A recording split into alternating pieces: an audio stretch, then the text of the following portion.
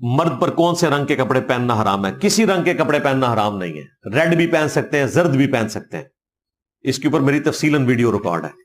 وہ ریڈ والی روایت ترمذی کی کمزور ہے, اور زرد جو ہے وہ عبداللہ ابن عمر سے ثابت ہے.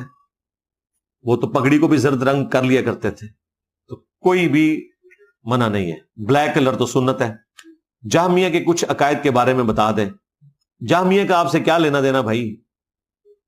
اس وقت آپ جہمیہ کی ماڈرن فارم دیکھ سکتے ہیں تو حنفی ہیں, یہ اب کافی حد تک بہتر ہو چکے ہیں. جہمیہ وہ تھے جو اللہ تعالیٰ کی صفات کی تعویل بیان کرتے تھے. وہ کہتے تھے اللہ عرش پر نہیں ہے, عرش سے مراد تخت حکومت ہے.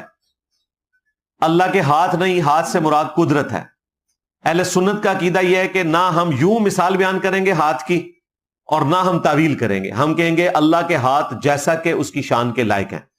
بہرحال اس طرح نہیں ہے, ٹھیک ہے. باقی کیا اللہ تعالیٰ جسم رکھتا ہے؟ نعوذ باللہ نہیں. مجسمہ بھی نہیں ہے, ہم جہمیہ بھی نہیں ہے. جو قرآن میں عقائد آئے ہیں آپ وہ ان کو ایسے ہی مانیں. استوا علی العرش کے اوپر میری ویڈیو دیکھ لیں, میں نے اس ٹاپک کو ایڈریس کیا. بخاری میں حدیث ہے نبی علیہ السلام فجر اور مغرب میں دعائے قنوت پڑھا کرتے تھے. جی وہ قنوت نازلہ کی بات ہوئی ہے, وہ یہ والی قنوت نہیں تھی کہ آپ نے ریگولرلی پڑھنی. وہ 1 مہینہ آپ نے پڑھی ہے, 5 نمازوں میں بھی پڑھی ہے. جب کافروں کے اوپر آپ نے بددعا کرنی تھی, انہوں نے صحابہ کو دھوکے سے شہید کیا تھا. عمومی سنت نہیں ہے. کوئی جان دوسری جان کا بوجھ نہیں اٹھائے گی.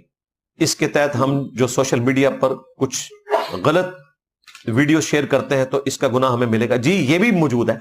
یہ جو ہے نا, جو عمل آپ نے کیا آپ اس کا بوجھ اٹھائیں گے, دوسرے کا بوجھ نہیں اٹھائیں گے. یہ قرآن میں اس کانٹیکسٹ میں آیا تھا کہ کافروں کے سردار کہتے تھے تمہارے گناہوں کا بوجھ ہم اٹھا لیں گے. تو اللہ تعالیٰ نے فرمایا کہ کوئی جان کسی دوسرے کا بدلہ نہیں باندھ سکتی. لیکن قرآن میں یہ بھی آیا ہے کہ جن سرداروں نے اپنے ماننے والوں کو گمراہ کیا وہ اپنے ماننے والوں کا بھی بوجھ اٹھائیں گے اور اپنا بوجھ بھی اٹھائیں گے. یہ بھی قرآن میں آیا ہے, اور ان کے بوجھ میں بھی کمی نہیں ہوگی. فالوورز بھی کوئی معاف نہیں ہوں گے. اور بخاری مسلم میں تو اللہ تعالیٰ کے محبوب صلی اللہ علیہ وآلہ وسلم نے کھول کر بیان کیا کہ جس نے اسلام میں اچھا طریقہ جاری کیا اس کو ثواب ملے گا, اور جتنے لوگ اس پہ چلیں گے اس کا ثواب ملے گا. مسلم شریف میں ذرا تفصیل کے ساتھ ہے.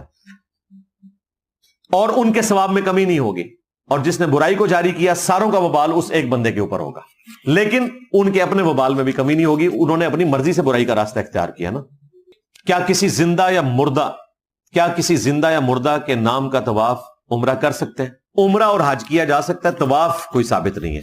حج بدل اور عمرہ بدل ہو سکتا ہے, وہ حدیثیں موجود ہیں ابو داؤد میں.